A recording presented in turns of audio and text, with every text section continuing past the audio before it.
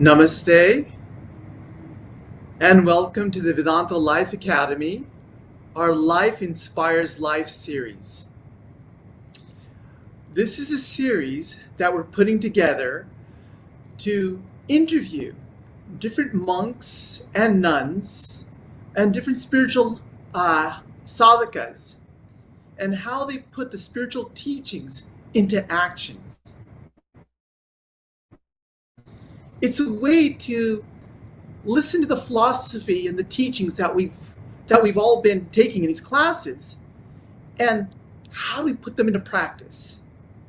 So today we're going to hear the lives of these saints who have brought these teachings into their own lives and how they've transformed from their spiritual practices and how are their actions different from ours. How do they live their lives, their attitudes, what they say? How is it different from an average normal person? So today we're excited to begin this series of Life Inspires Life, where we hope that by listening to the talks of these great monks and nuns, you will be inspired to continue on in your practices, and you may catch a glimpse of some truth that you can put into action. So let us begin first by doing our chant. And if you know the chant, please chant along. Om Asato Ma Sadgamaya Tamaso Ma Jyotir Gamaya Mrityor Ma Amritam Gamaya Havir Avir Maeti Rudrayate Dakshinam Mukham Tenamam Pahinityam Tenamam Pahinityam Om Shanti Shanti Shanti. Lead us from the unreal to the real. Lead us from darkness to light. Lead us from death to immortality. Light us through and through, and guide us evermore with thy loving presence. Om, peace, peace, peace to all beings everywhere. Let me just introduce Swami Chetanananda Maharaj. Again, this is the Life Inspires Life series. And so today we have Swami Chetanananda Maharaj, who's a monk of the Ramakrishna Order and the minister of the Vedanta Society of St. Louis and Kansas City. He joined in 1960 and was initiated by Swami Shankarananda Maharaj. In 1971, he came to the U.S. and served as the assistant minister of the Vedanta Society of Southern California, and he was in Los Angeles from 1971 to 1978. He is a profound researcher, scholar, author, and lecturer. And many of you are familiar with his works. He's written books, biographies on Sri Ramakrishna, Sharda Devi, Mahindra Gupta, Girish Ghosh, and others. And he actively seeks new information to discover new insights and spiritual teachings from our saints. He has interviewed many saints of the Ramakrishna Order and has recorded their experiences and is now and has shared them in his talks, and hopefully he'll share them in books as well. So I'd like to introduce revered Swami Chetanananda Maharaj and thank him so much for doing this interview and allowing him to and from sharing his experiences with these great monks that he's met in the Ramakrishna Order. Swami Chetanananda Maharaj.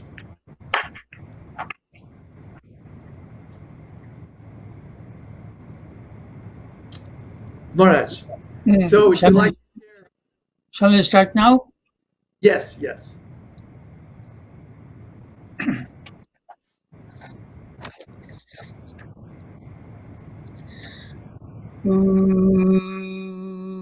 Bandau Santa Santana Charana Dukha Pradau Bhayo Bichako Chubarana Bichurita Eko Prana Horilei Milato Eko Daruna Dukho Dei from Tulsidasa. I bow down to the holy and I bow down to the unholy because both give me pain. When the unholy person comes to me, I get pain. And when the holy person departs from me, I get pain. So I salute both.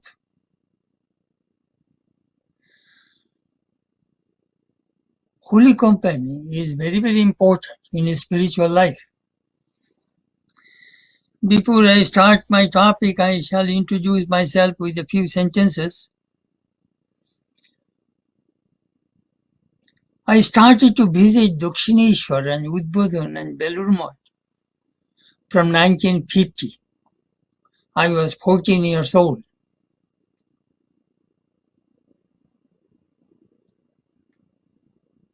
At that time, I came in contact with many disciples of Holy Mother, Brahmananda, Swamiji, Sharadananda, Shivananda. They are great monks of the Ramakrishna order.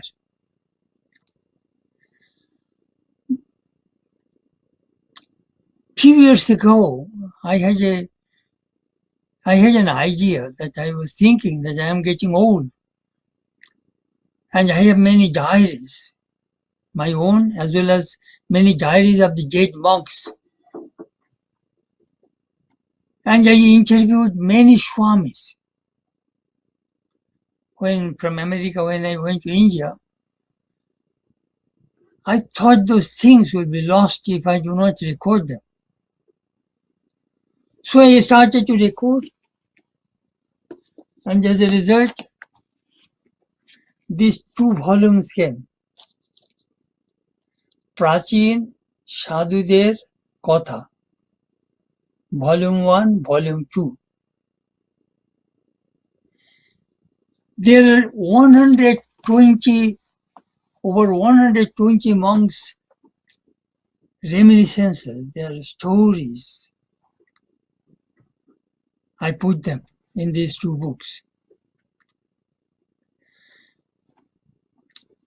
Please remember, Sri Ramakrishna is our source. Then came first generation, Sri Ramakrishna's disciples. We have not seen Sri Ramakrishna, we have not seen the first generation monks, but we have seen the second generation monks. So I had a plan that how the second generation monks were trained by the disciples of Ramakrishna. You see, training in spiritual life is very, very important and vital. So those things, we put them in these 2 volumes. You will be glad to know the first volume has been translated and it is going to press within a couple of months. And second volume has been translated. It is now in the process of editing and other things. So all this information, nearly 1,000 pages information, will help us and will teach us many things about spiritual life. As the series says, life inspires life. It is 100% true. You see, everything is not in the books. Reading a book, you cannot be a doctor. You will have to go to medical school, you will have to practice medicine, then you could be a doctor. Reading a book, you cannot do a surgery. Moreover, we read in the scriptures, Bhagavatam Avadut had 24 gurus. He continuously learns. Sri Ramakrishna's great teachings, as long as I live, so long do I learn. Swamiji, they say, the person who says I have nothing to learn, he is dead.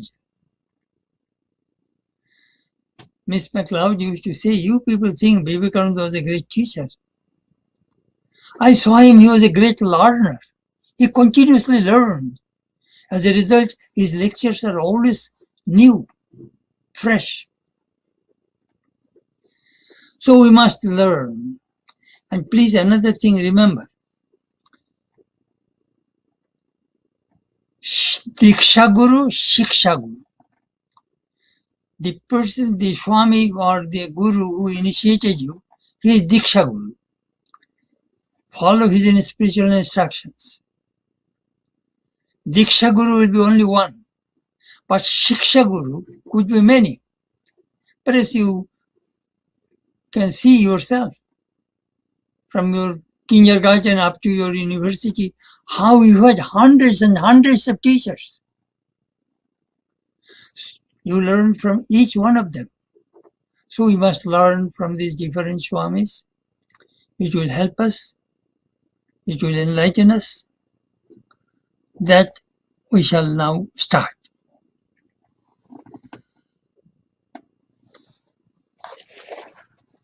Purinamananda asked me, Swami, first you speak about the Swamis in the West. You see, Sri Ramakrishna's 5 disciples came to America. Vivekananda, Sharadananda, Abhedananda, Turiyananda, and Trigunatitananda. Then came the disciples of Swamiji, disciples of Holy Mother, disciples of Brahmananda. They came. You see, these Swamis saw the blazing fire of spirituality. So I shall first start the Swamis in the West.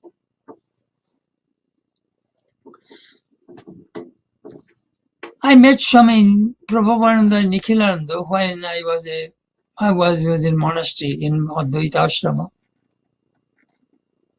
In 1959, I met Prabhupada who came to India with 5 nuns.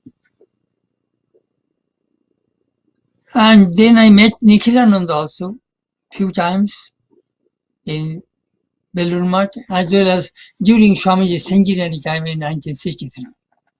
Prabhupada and Nikhilananda came to India. And I listened to their lectures. Then I came to Hollywood in 1971. I still remember. It was 31st May 1971. In the gateway of India, there was a unveiling of Swami Vivekananda's bronze statue from where Swamiji left for America on 31st of May 1893. Attending that function, next morning I left. 1st June 1971. First I stopped in Paris for 3 days, London 3 days, then New York 3 days. In New York, I stayed at the Vedanta Society of New York. Swami Prabhupada, Swami Pavitrananda was the host. I had correspondence with him. He was a very loving Swami, very loving. I remember when I came, he sent his 2 disciples, Eric and Jack, to receive me at the airport. So, of course, Adi Sharanandaji also came to the airport. So Eric was asking me, Swami, what is your first impression about America? I said, well, I was a free soul, now I see I'm bound. What do you mean? He said, well, the moment I sat in your car, you put a seat belt around my waist and on my shoulder. I have never seen a seat belt in my life. So, so America is a bondage for me, though it is a land of freedom. Anyhow, I was in Hollywood, New York for 3 days. Then on the 10th of, I still remember, 10th of June, I was invited in Ramakrishna Vivekananda Center, New York. Swami Nikhilananda invited me for lunch. And Swami was crying. You see, I have a desire to go back to Belur Math and roll on the ground in front of Ramakrishna's temple. That is the only desire I have. But my disciples don't let me go. Then I asked Maharaj, Maharaj, we are very indebted to you. Your contribution to the Ramakrishna Vivekananda literature and the scripture are immense. Now, it is Ramakrishna's grace that I did this work. Then I asked Maharaj, will you not present me a copy of the Gospel of Ramakrishna? So he said, hey, bring a copy of the Gospel. Then I said, Maharaj, will you not give me your autograph? The moment you have come to America, you have become an American. Anyhow, next year, in 1972,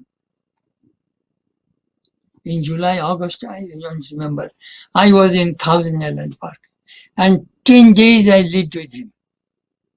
At that time, his memory was not working well. But every afternoon, you see, Swami, those who have visited Thousand Island Park, they know Vivekananda cottage, and below there is a Swami's cottage and the Holy Mother's cottage. The women devotees used to live in Holy Mother's cottage, and we monks would live in the Swamiji's cottage, and Swami had his own cottage, which is on the bank of the St. Lawrence River. So, morning, afternoon at 4 o'clock, there will be tea, and then there will be festival service in Swamiji's room. But Swamiji stayed 7 weeks in 1895. It is a beautiful, I'd say, it is one of the holy places in this country. So, Swami's attendants would lift him and take him to the shrine. And there was a bag, there was a chair, Swami would sit. And they used to give his rosary in his hand, and he used to, closing his eyes, he would repeat mantra. Next to which there is a Swamiji's statue was there by Melvin Hoffman. And we are seated on the floor, on the carpet, and we used to sing Khanjana Bhavandana. Swami Adi Sharanandaji used to lead. And I watched him. 1 hour over, Swami was continuously repeating mantra. And tears were coming from his eyes. You'll have to take the rosary from his hand, otherwise it will not stop. You see, he was a disciple of Holy Mother. Though his memory was not working, but it is amazing that how momentum, the practice we use, spiritual disciplines we did, even when you become old or anything, that momentum continues. That is very, very important to see. Anyhow, next year, in 1973, I was not there, but I heard from Swami Adi Sharanandaji. Generally at night time, we used to eat at the Holy Mother's cottage. The women devotees used to cook food for all of us. And Maharaj used to tell some stories. And we used to tell some stories. He loved the stories. Then, do you know what happened? I don't remember the date. It was in 1973. At the dinner table, the devotees and Swamis are chanting Om Brahma Pranam Brahma Havir Brahmagno Brahmanahutam Brahmaiva Tena Gantaivyam Brahma Karma Samadhina. The moment Swami said that, he collapsed on the chair. Gone. Amazing. Amazing. That is Swami Nikhilananda. I wrote his reminiscences elaborately. I am just giving you some highlights. Then Pavitranandaji used to come to Hollywood every summer and stayed with us 2 months. in Hollywood, he used to stay next to my room. And at lunchtime, he used to eat with Swami Prabhupada in the convent, but in supper time, he used to eat with us. After supper, I used to go to his room. And he used to tell us many stories about the disciples of Sri Ramakrishna.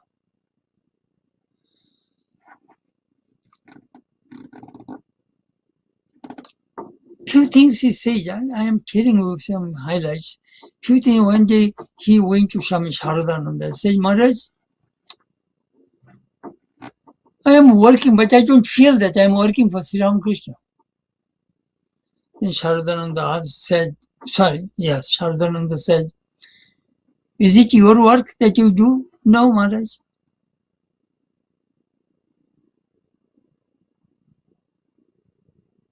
Do you work for your family? No.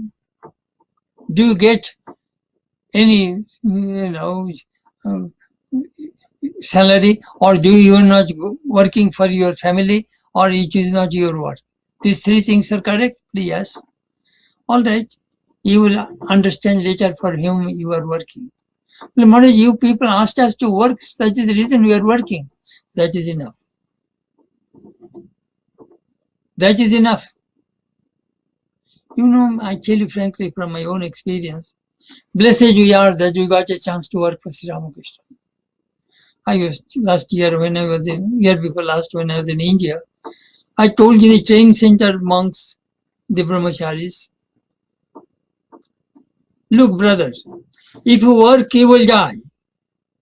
And if you do not work, you will die. It is better to work for Sri Ramakrishna. Your birth, your life will find fulfillment if you work for the Master. Many are called, but few are chosen. Work. Then I remember Swami Pavitrananda cautioned me. In your lecture, don't use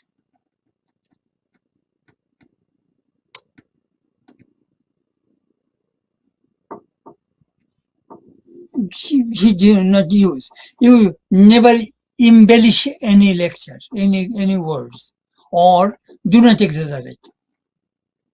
Which is very, very important. Otherwise, you will deviate from the truth. Whenever you speak what is right, what is truth. You know, these Swamis had so much love for the truth. Never embellish. Some people speak, they put some color there and make them own. No. Or exaggeration. No. Speak what Thakur said, what Mother said, what Swamiji said. For the reason when sometimes I speak, I carry my notes and quotation I want to read as it is. I want to be very faithful. That I learned from him. Then I remember he got 3 letters from Swami Chetanananda. And I saw those 13 letters. And I xeroxed them. I have the xerox copy. Then one day after supper, we had a debate. Maharaj, Swami Chetanananda's letters should come into public domain. There are so many spiritual things are there. Oh no, those are my personal letters. I claim, no Maharaj, it is not your personal letters. It is not your personal letters. It should go in the public domain. Then he said, no.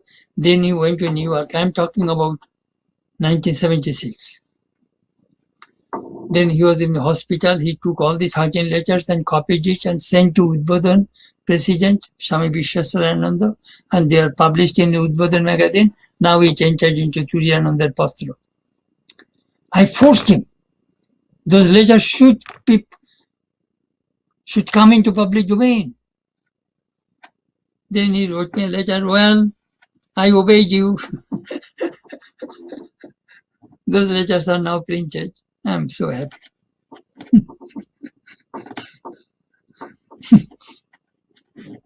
Then I shall talk about Prabhupada. I stayed with Prabhupada almost five years.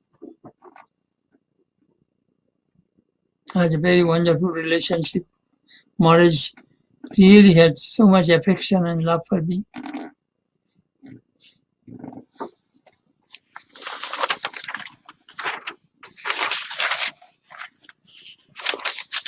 There are so many things to say about Swami Prabhupada.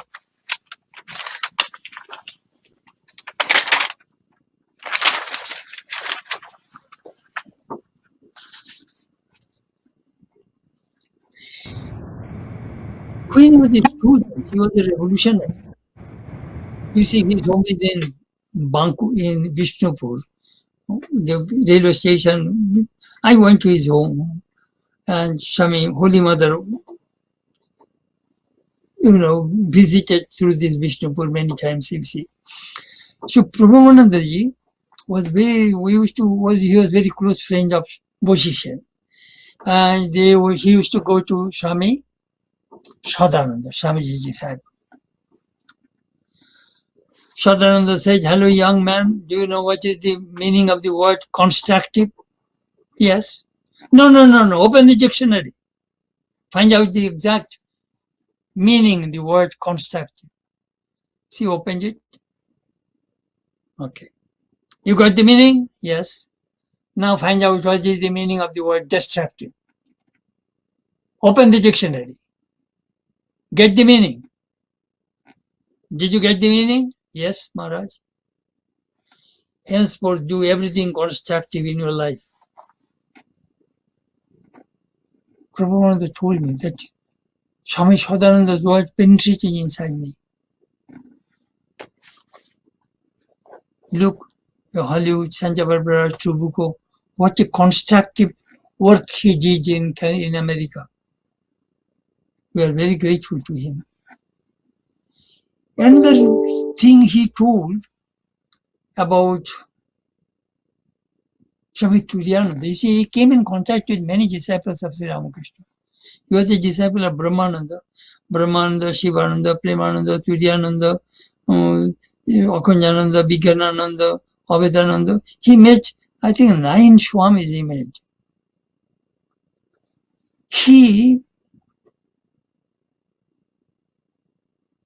In Benares, he went to Swami Turiyananda and said, "Maharaj, will you teach me Bhagavad Gita?" Turiyananda said, "Sure, come tomorrow." He went. You see, Turiyananda ji was a Gitoktu yogi. Means he experimented Gita in his life. He experienced the Bhagavad Gita. So, next day we went. Turiyananda said, "Take one verse of the Gita, memorize it, get its meaning, practice it. Until it gets perfection, don't take the next verse. This is my first class and this is my last class for you." What a great lesson. You see, we used to walk together sometimes, and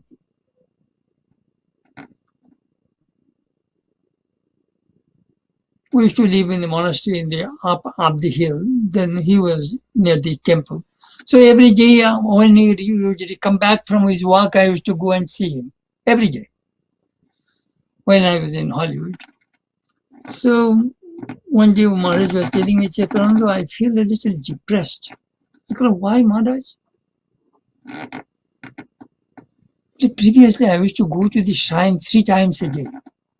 Morning 1 hour, as you know, Hollywood routine.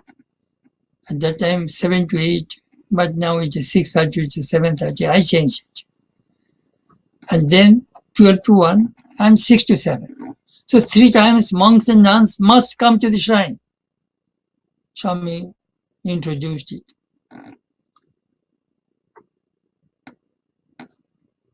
Well, I cannot come to the shrine. After my heart attack, which is hard for me, I get dizzy. Then I said, "Maharaj, you don't need to come to the shrine.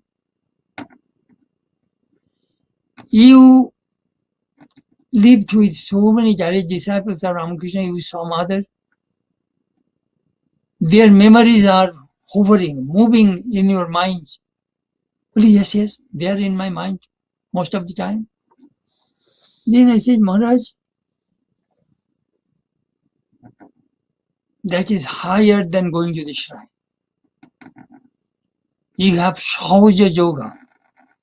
Shahuja means natural. Yoga, natural awareness. You have constant recollectedness of God that is higher than japam and meditation. Maharaj was so pleased. He was telling me, look, look, look, Chetanananda, even a sadhu needs the company of a sadhu.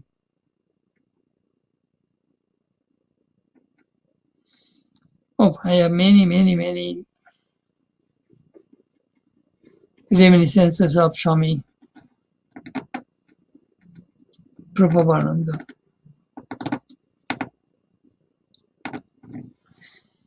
Then I shall, if I share all Prabhupada, you will not get everything. Let me say few things of different Swamis.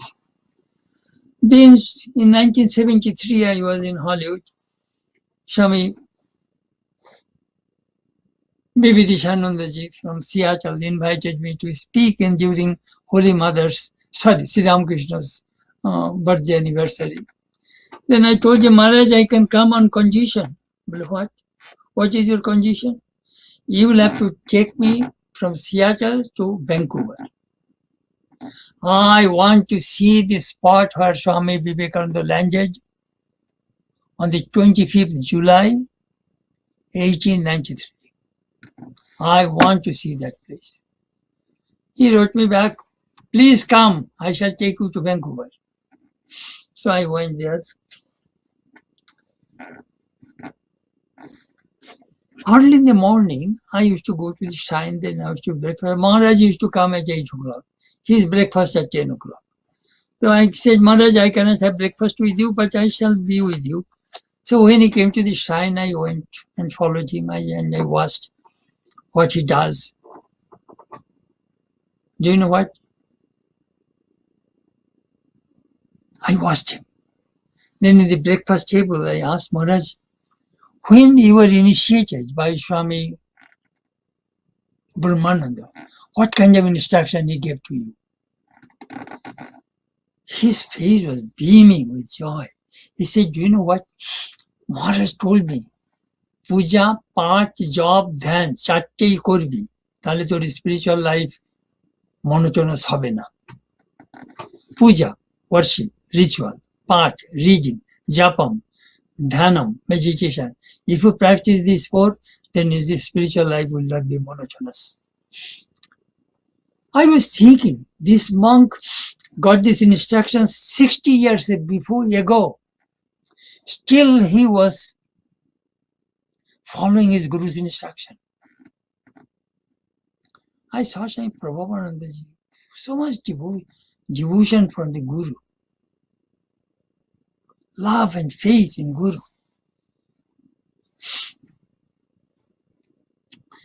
You see, Tantra says, Dhanamulam Gurur Murti, Pujamulam Gurur Padam, Mantramulam Gurur Vakyam, Mokshamulam Gurur Kripa. Meditate on the form of your Guru. Worship the Guru. Guru's words are mantra. And you will get liberation by the grace of the Guru. That we watched this Pavitranandaji, Prabhupanandaji, Vividishanandaji, all Brahmanandaji, so much love and faith in their Guru. Then I came to Portland, Swami Asheshanandaji, Mother's disciple. You know, I met many Swamis in my life, but I have not seen another second Swami like Swami Asheshanandaji. If you see him, you will feel that he was possessed, as if Thakur Ma possessed him. His renunciation, his purity, tangible. I remember one day he cooked some rice pudding for me. So he served me. Chetanananda, how is my rice pudding? Uncle Maharaj, very good. But do you know what happened? That rice pudding, the bottom was burnt. And if rice pudding is burnt, it is very difficult. But I thought, here's the mother's disciple out of love made rice pudding for me. I was so impressed. I remember at 10 o'clock, both of us would go for a walk. Maharaj is something.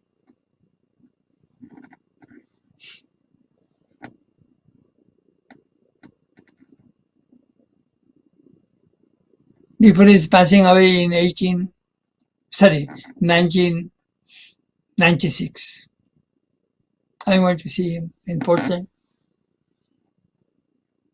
He told Shantarupananda, Chetananda is coming to see me. With a chair next to my bed. At that time, they're feeding him through the nose. On the NCO and Coca-Cola, they are feeding through the nose.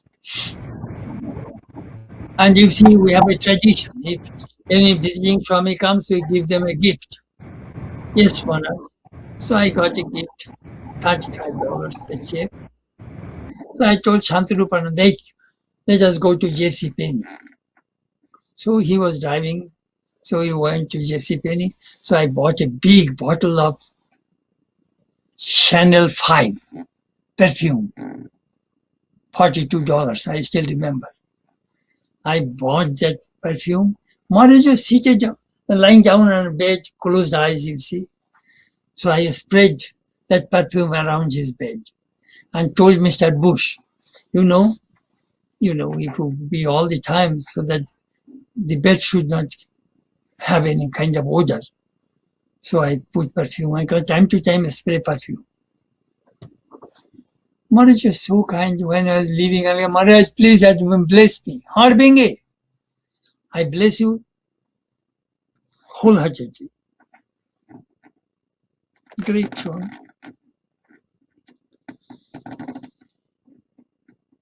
Next, Swami Shantarupananda. So a couple of stories I shall tell you.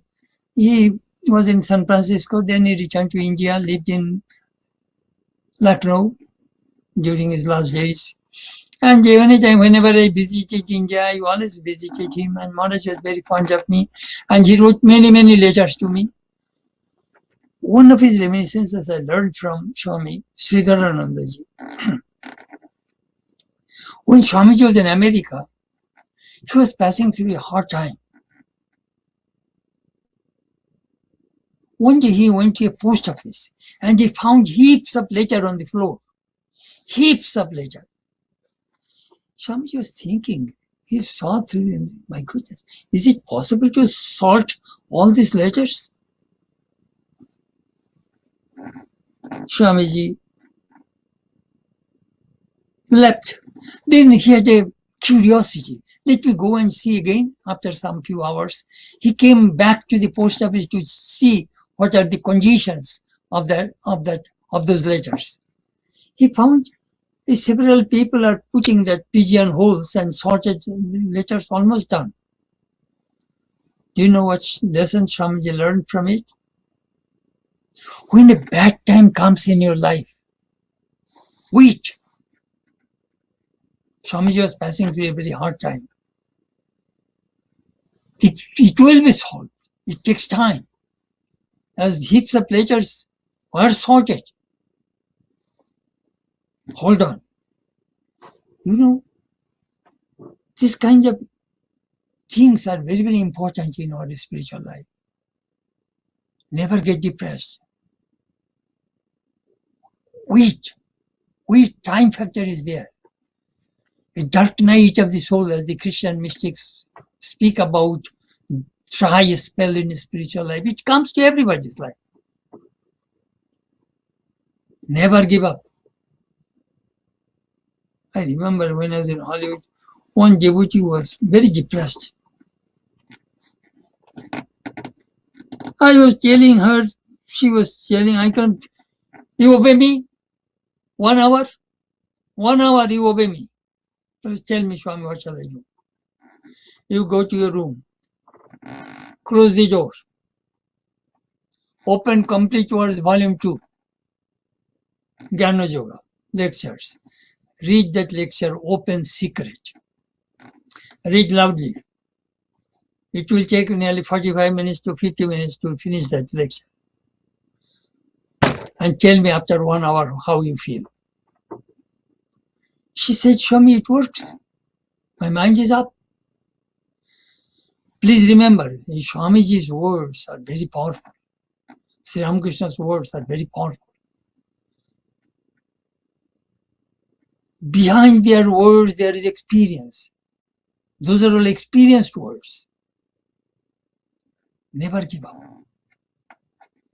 So, it works.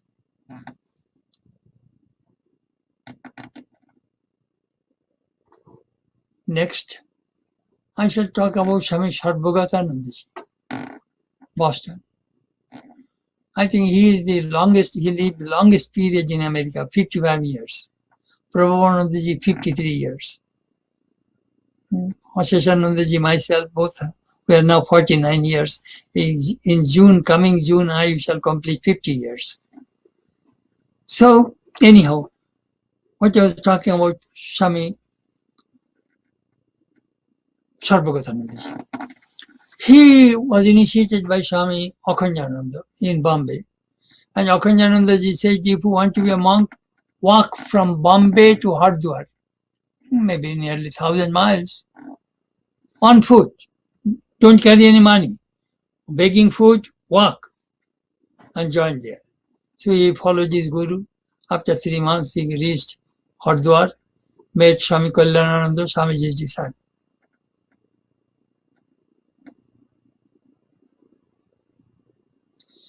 Kalyanananda said, you want to join? Yes.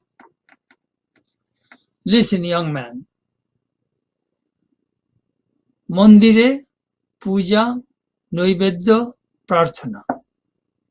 আর এই হাসপাতালে সেবা, ঔষধপত্র, দুটি মুষ্টি কথা। I wrote in my diary, listen what it means. When you go to the shrine, what do? You do the puja, worship, you offer naivedya, fruits, sweets, and then what do? You pray. The 3 things you do. In a hospital, Sheva, there is puja, here is Sheva, service. Then there you give naivedya, food, here medicine and diet to the patients. And third, there you pray, here is few sweet, loving, compassionate words to these patients. If you can think these both are same, then you join here. To me, that is practical Vedanta. That Swamiji taught. Practical Vedanta. That is a great lesson. Oh, he was a very inspiring person, very positive. Great sadhu, great sadhu.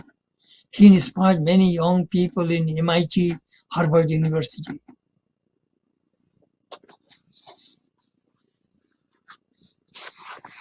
I am very, very indebted to that Swami, I tell you frankly. He's a great inspirer. I remember he told me, he was very encouraging by writing. He told me, brother, could you do one thing? Write a book, there will be no ism. All great teachers of the world and their teachings, and nothing else. Buddha and his teachings, Christ and his teachings, Krishna and his teachings, Ramakrishna and his teachings, Muhammad and his teachings, only their life and teachings and no religion, other stuff, no ism. That book we want. He told me, Maharaj, I did not say I shall write, but anyhow.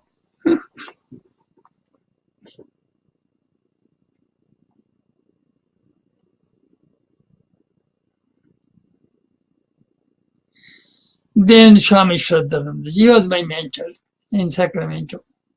I knew him from 1952. And that in 1951, Birajanandaji died. He was Birajanandaji's private secretary. Then he became the editor of Udbodhan. In 1957, he came to San Francisco. And of course, 1964, Sacramento Center was inaugurated. And he was in Sacramento there. And almost every summer I used to go and live with him. We are coming from the same place. And Maharaj was we used to tell many stories, and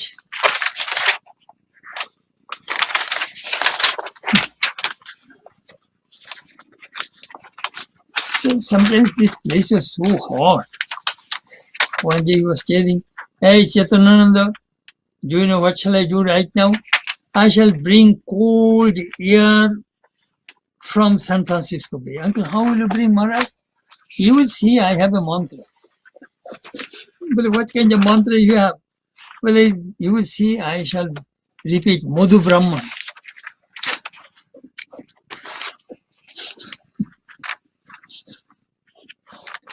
So he started to repeat.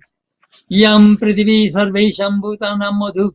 Asya Prithibhi Sarvani Bhutani Madhu. Madhu means consciousness, sweetness, pervades everything, every being.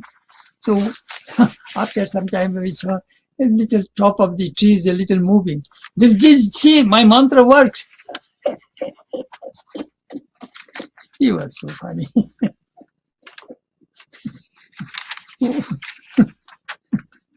So funny. One day he was telling me, Chetananda, you know, this morning I had an interview with a devotee, and she was complaining that Swami, nobody loves me. Nobody loves me.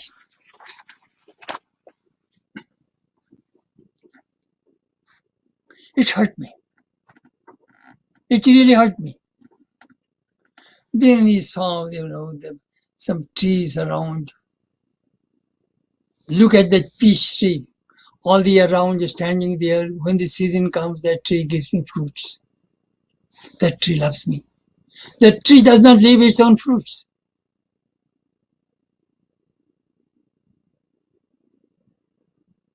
I see love is everywhere.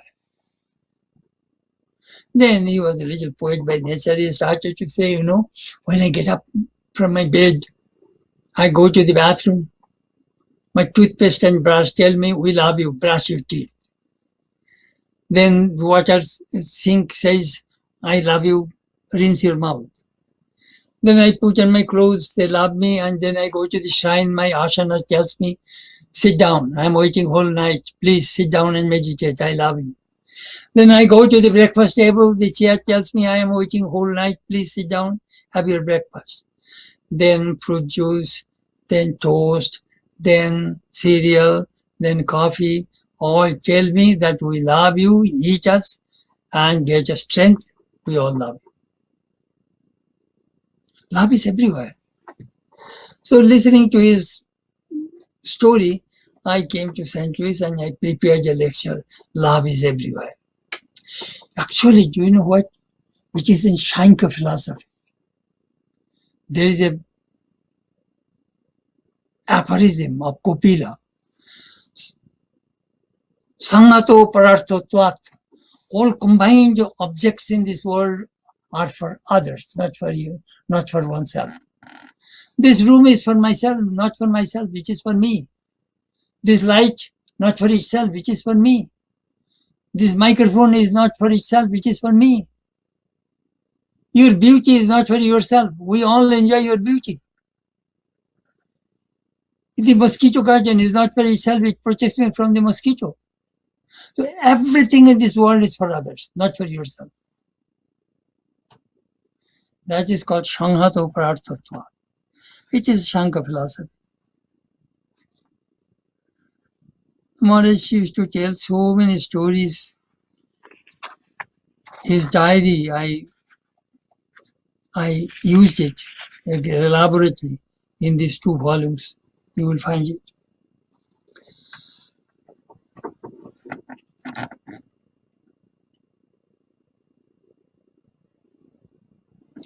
Let me tell you a few things from the Indian Swamis. I just give you some brief things about the Swamis in the West.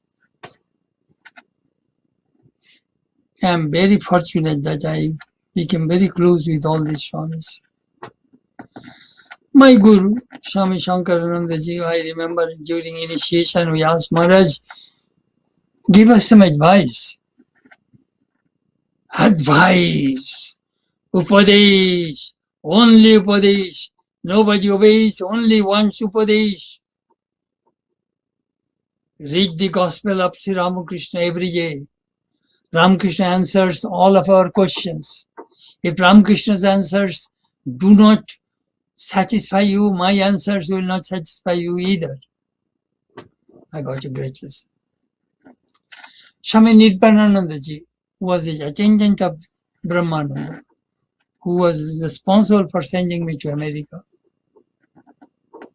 He told us, you see, in Belur Math, when we are in training center, in the evening, half an hour, we used to go to many senior Swamis' room. And they used to tell us many of their reminiscences. He told us that story I shall never forget. Like one day I went to Chetanananda and asked Maharaj, we left home. We left parents, brothers, sisters, family, everybody. But still we have not realized God. Then Chetanananda said, you have come under the Kalpataru tree. The fruits are hanging. If you stay under this tree, one day you will get a fruit. But if you want the fruit right now, shake the tree. Shake the tree. That is a great lesson. Do you know what that means? Purushakar. Self-effort. Self-effort is very vital in a spiritual life. I sometimes give this illustration. Self-effort and grace together bring success. A scissors has two blades. One blade cannot cut the cloth. Two blades cut the cloth. So Shakespeare, this is self-effort, this is grace.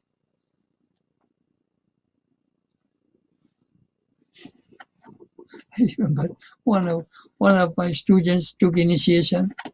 She's very poor. I asked her to go to nursing school. Oh no, I said, Sri Ramakrishna will look after me. Uncle, Sri Ramakrishna will look after you? Yes. Then I said, if you have that much faith in Ramakrishna, then you will not have to do anything. You go and lie down in bed. Sri Ramakrishna will go to the grocery shop, will buy groceries, will cook and put the food in your mouth. Go.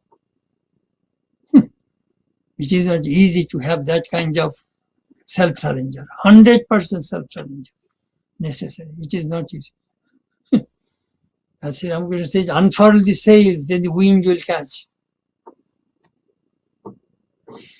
Another story, in 1982, I met Swami Dharmeshananda, Swami Shivananda's disciple in Benares. He was very close to AIM. So one day he told AIM, Master Moshe, I don't feel that Sri Ramakrishna is gone. Then AIM said, you read the whole Ramayana now telling me that who is the aunt of Sita. Then he said, you see, I had the same doubt.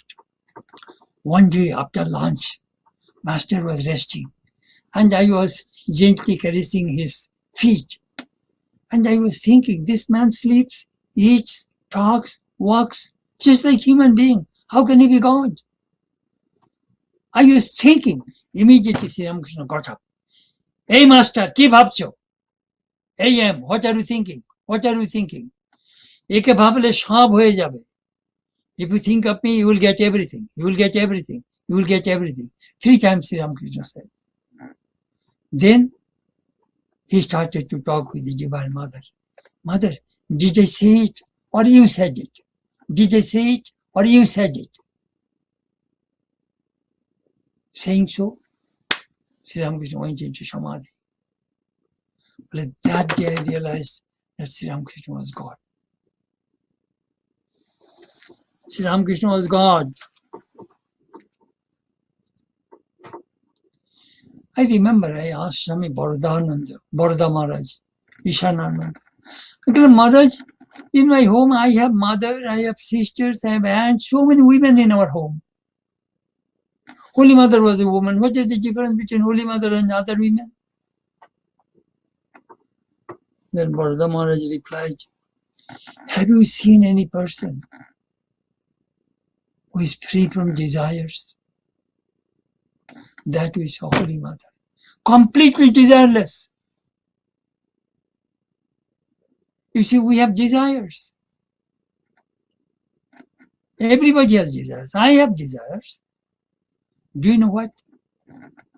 Please try to understand Vedanta. Avidya kamo karma. Why do you have desire? Because you have ignorance. Why do you work? Because you want to fulfill your desire. So, look, this is the way it goes. Ignorance, desire, action. Ignorance, desire, action. All these human beings are rotating in these three places. That is Vedanta, pure Vedanta. Avidya kama karma. Shankara says again and again, that is bondage. So Mother is God, Divine Mother. He has no desire, no ignorance. Second, I asked Swami Sharadeshananda in 1977 in Vrindavan, Maharaj, you are an attendant of Mother and lived with her many years in Jaramati. What special things you saw in the Mother? Swami Sharadeshananda said, Nirobhiman. I saw in the Mother completely egoless. Completely egoless. That we saw in the Mother.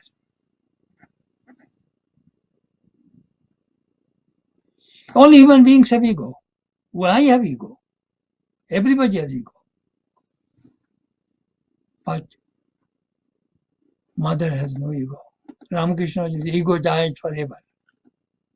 They're gods. Then I asked Shattu Sharupananda Swami Bishesh Maharaj in Banaras in 1986, Maharaj, your mother's disciple, tell me what you saw in the Mother. মা কাউকে মনে কষ্ট দিয়ে কথা বলতে পারতেন না. If you read Holy Mother's life, in not a single place you will see that she never hurt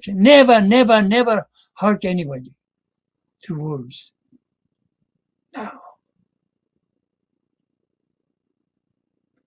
মনে কষ্ট, মানে hurting others' heart, others' mind. She never said anything which hurt others. Swami Vishuddhanandaji, Mother's disciple, he used to say, Gunji Bhanga Ma. Mother is the breaker of barriers. She is the mother of all. Somebody asked him, who is great, Holy Mother or Sri Ramakrishna? He said, I do not know who is great. But it is true that Sri Ramakrishna worshipped Holy Mother. Now you decide that who is great.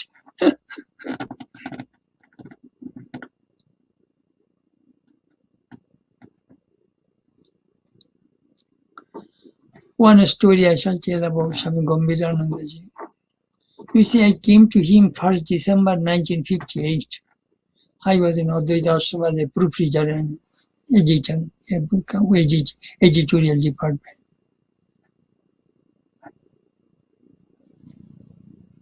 I still remember he was translating reminiscences of Swami Vivekananda. He had terrible stomach pain. putting a hot water bag, he was working. So our manager Swami went and said, Maharaj, please take some rest. And said, you go, don't disturb me. Then I went. Maharaj, you are not well, you should take a little rest. Maharaj looked at me and said, if I go to bed, will my pain go? Can you give me guarantee? No guarantee, Maharaj, but you are not well. Then do you know what he said? আমি যখন স্বামীজির কাজ করি আমার দেহ বোধ চলে যায়। When I work for Swamiji, I forget my body idea. I got a great lesson how to work for Thakur.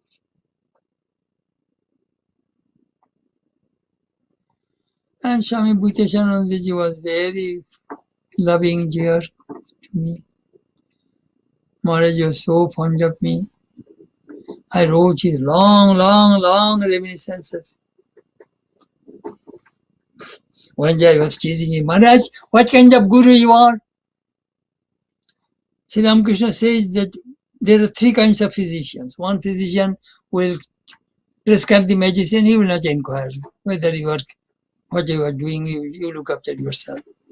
Second kind of physician will call you and say, hi, how are you doing? And third physician, the best one, if you do not take the medicine, he will put the knee on your chest and force you to get the medicine, to take the medicine. Maharaj, you are a Uttam Guru, best Guru. Could you put the knee of your disciple's chest and give the knowledge of Brahman? Do you know what he said? Amar to dui hatutei batha. I have pain in both knees.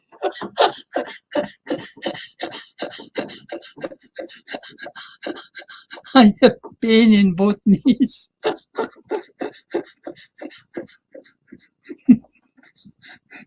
Oh, there are so many fun jokes are there in these books. Thakur said, monastic life, mother, don't make me a dry monk. So when you read about these Ramakrishna monks, some of my jokes and humor, they removed it. They thought it would be too much. But some can become oral tradition. Everything should not be in the books. People will misunderstand sometimes, anyhow. So anyhow, I finished 1 hour, that's all. Harinamananda, now tell me what I shall have to do. For getting all these reminiscences and recording all of them so that we can also experience this. I have a few questions, Maharaj. One of the things you talked about, you said Holy Mother was egoless and desireless. Then what motivates her in action? We see Mother speaking, we see her talking. What motivates her if she is completely desireless and egoless? What motivates a great soul? That is a very good question, Harinamananda.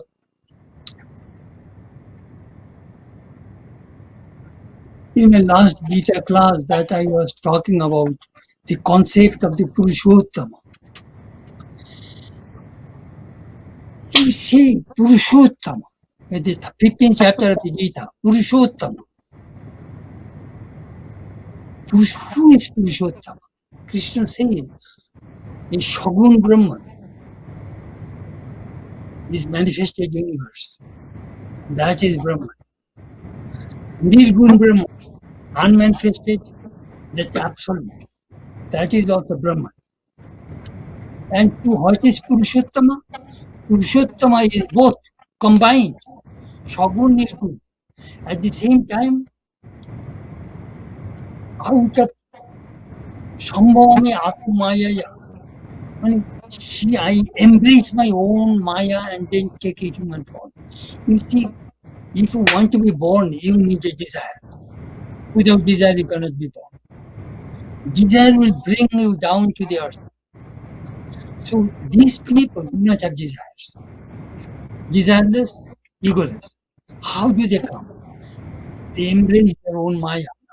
Atma Maya, that Gita says, and Yogamaya. Holy Mother embraced her Yogamaya and took the form. At that time, you know what? It's Shiva and Shakti. Shiva does not come, Avatar does not come alone. It comes with Shakti. Because a bird cannot fly with one wing, male and female, both principles are there. Now, what happens? At that time, they cultivate desire. What kind of desire? I shall to go to humanity. Only Paralokos Chikishu, that Krishna Shankara says in the commentary. Only one desire functions I shall do good to people. And they are my children suffering. So a divine mother comes to take care of the children. And she set an example that I am setting an example, role model, Tarajin, that following me, you can get rid of this Maya. When somebody says, when she says, Mother, you so much attached to Radhu, your niece. I'm a woman, I am like this. It is Mahamaya or Maya. That I wrote one chapter in Holy Mother's biography. Mahamaya's mother. How Mahamaya, Jagadamba, embraces her Maya and plays. Otherwise, he cannot play, she cannot play. She'll boom. She'll merge into Samadhi. Yes. Ramakrishna has a deep problem. Deep problem, Ramakrishna has. No desire, boom, boom, boom, Samadhi. It is the desire which brings the mind down. So I Sandesh খাবো, আমি শুক্তো খাবো, তামাক খাবো, I shall take bitter squash curry, I shall smoke hubble bubble, I shall go see Shivunath. He is creating desire so that he can mind can stay in the downward. Same thing, mother. Next question, please. Oh, Maharaj, thank you. Next one, Maharaj. You know, Swami Seshananji Maharaj, as you said, was he was the last living disciple of the Holy Mother, Swami Seshananji. Did he? Two questions I have. One, did he ever tell you? Did he recognize Holy Mother as the Divine Mother during? No. Moreover, he met, I think, maybe once or twice. He wrote in his reminiscences, in his diary. When mother died, he was in home in Faridpur, I think. He was not in Calcutta. You see, he got initiation when he was in college, and then he couldn't. He just took initiation, and later on, living with Sharadananda for 4 or 5 years, he realized the greatness of the mother. You see, I heard when I was working for Ramakrishna's divine play, Martin pointed out, Maharaj, you escaped Swami Nikhilananda. I go, what? Well, this is Nikhilananda. I could not recognize. I identified some people, those who are with mother's dead body. Do you know what happened? Nikhilananda was a reporter of Amrita Bajar Patrika, newspaper. Yeah. He was a journalist. And then he was in a hotel or in a place. Then in the morning, he went to buy a piece of loaf, bread for breakfast. All of a sudden, he failed. He took the tram and went to Bhagavad. And there he found that mother passed away previous night. And I identified in the second edition of the Ramakrishna Divine Play. I recognized Swami Nikhilananda. He was a little mustache, young man, journalist. No, he couldn't recognize. Even I asked other mother disciples. I don't know. I felt that he is my own mother. With that one Swami, Gyanodananda, he was from Dhaka. He was a devil boy moving around. My mother was very fond of him. He came and stayed in Jairambati and looking after the cows and mother errands. Mother one just said, hey, Gan, Ma. You bring some flowers this morning from the Amada river. There is some flowers there. Brought the flowers. Come to the shrine. Mother took her to the shrine. Mother initiated him. And they said, Gan, now bow down to your guru, pointing to Sri Ramakrishna. How can he be guru?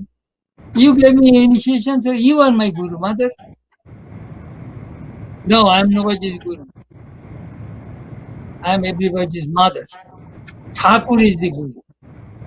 No, you are my guru.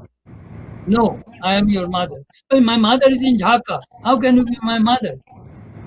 Look, immediately he took his mother's form.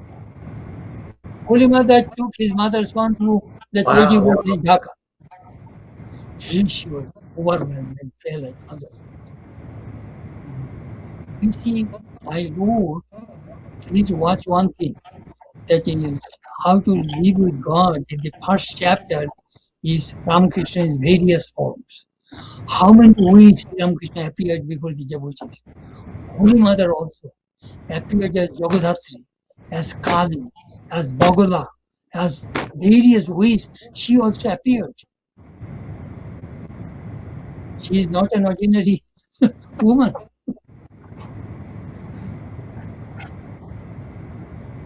More questions, please. Maharaj, then another question arises. Swami Aseshananji lived for more, you said 49 years. He came to the United States in 1947 and he passed and he left his body in 1996. Correct. He never went back to India. No. Why did he never go back to India? I have a question. People We ask used, why. we used to tease him, Harinavananda. Uncle Maharaj, you should go back to India. We shall buy the ticket for you. No, brother. Swamiji said to Chetanananda, forget India.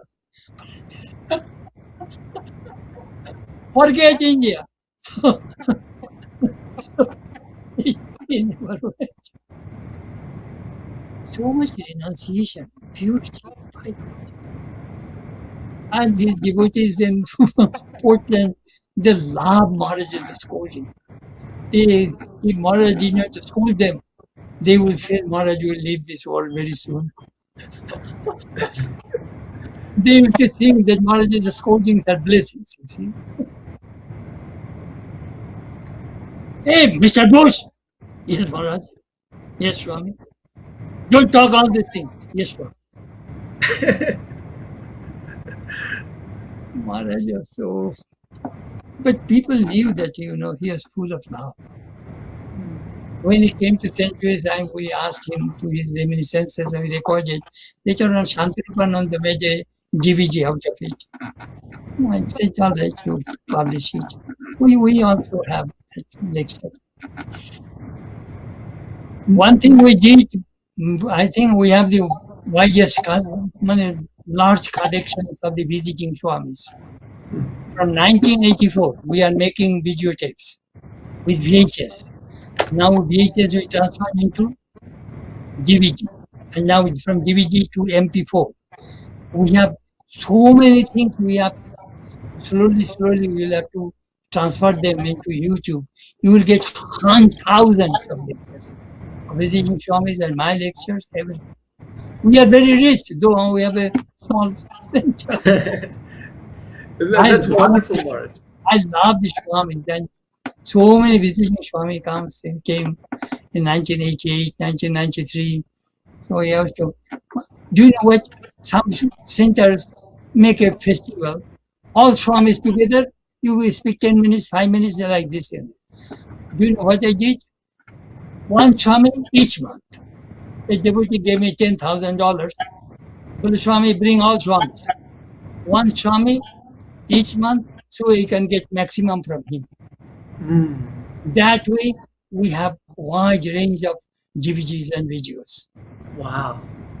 Otherwise, if 7, 8 Swamis, you get 5 minutes, 10 minutes time, it does not work to me. That I did. Maharaj, is it possible, sometimes we hear this, that, We hear the direct disciples had many experiences, and even the generation after that did. Can you share some of the spiritual experiences that you may have heard from the Swamis, that the Western monks, Swami Seshananda, Swami Shraddhananda, they're very rare that we ever get a chance to hear some of their spiritual experiences. Can you share one or two experiences of something that you've heard directly from some of the monks here? Because it provides us inspiration. And it tells us that, yes, even now we can experience, and now there's still hope that we can get some genuine experience if we continue to practice. Let me tell you, other monks will do that kind of thing. The Ramakrishna monks, seldom you will find any monk will beat the drum that I have experienced. No way. I remember one Swami was there, Mahananda in Banaras. He was like this. Chetanananda, only Kunjalini awakened Swami, only I am in whole Ramakrishna order.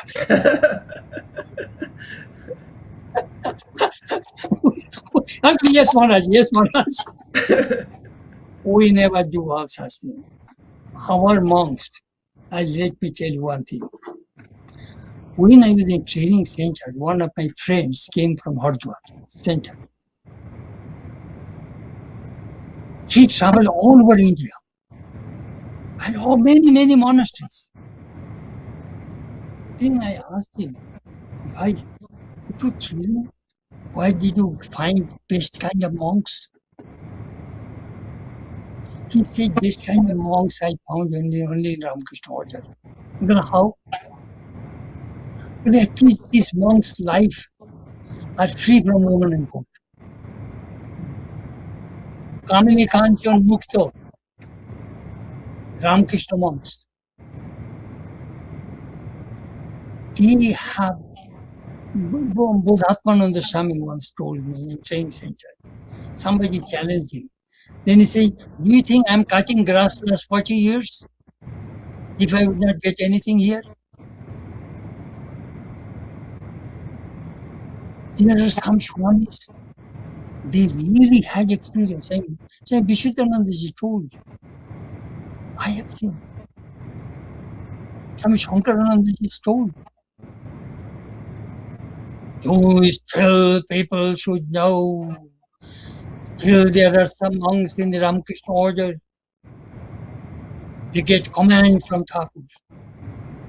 In the monks' conference, he told, people realize that he gets command from Thakur.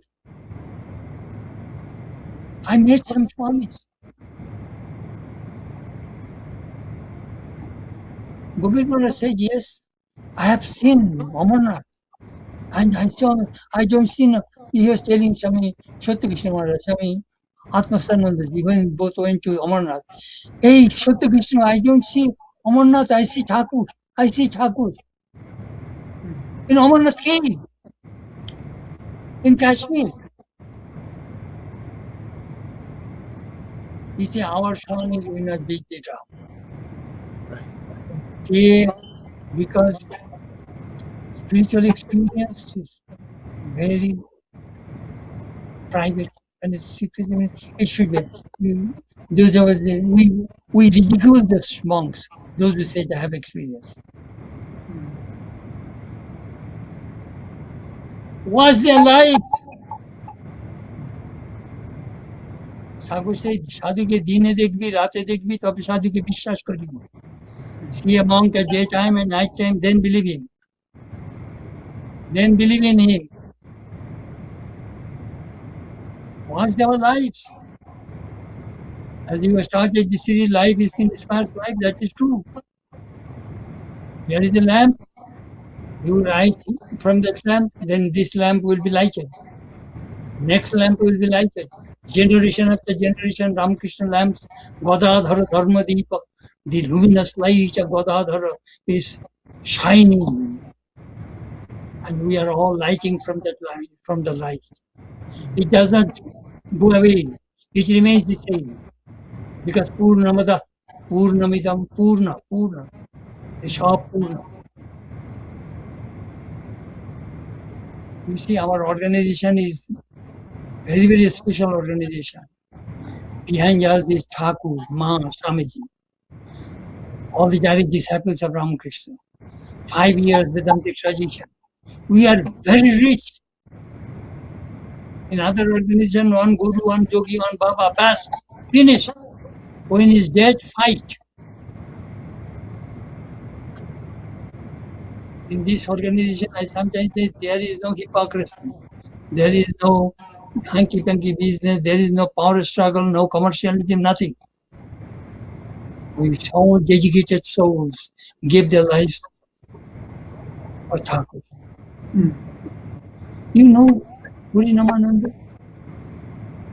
Some years ago, I was in Belur Math. It was a sannyas ceremony.